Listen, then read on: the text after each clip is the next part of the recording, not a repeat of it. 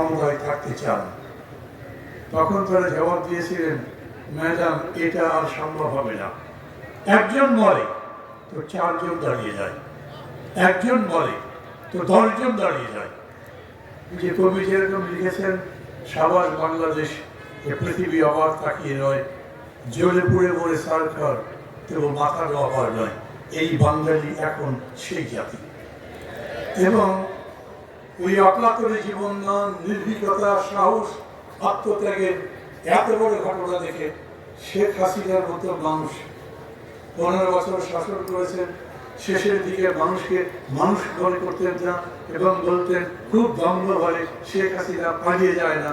দেখেছেন তিনি কিরকম লজ্জাজনকভাবে পালিয়ে গেছেন।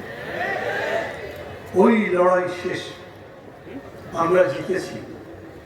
এখন লড়াই হচ্ছে ওই যে আন্দোলনের মধ্যে দিয়ে স্লোগান উঠেছিল, এই বাংলাদেশ চাই না, নতুন বাংলাদেশ চাই।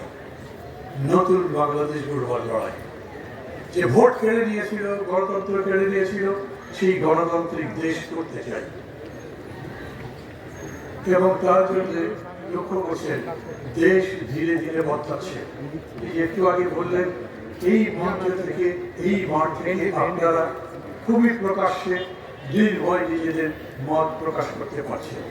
সংখ্যাগরিষ্ঠের শাসন, কিন্তু এরকম নয় যে সংখ্যালঘিষ্ঠের কোনো মূল্যই নেই, বরঞ্চ সংখ্যাগরিষ্ঠটা নিশ্চিত করবে যে সংখ্যালঘিষ্ঠের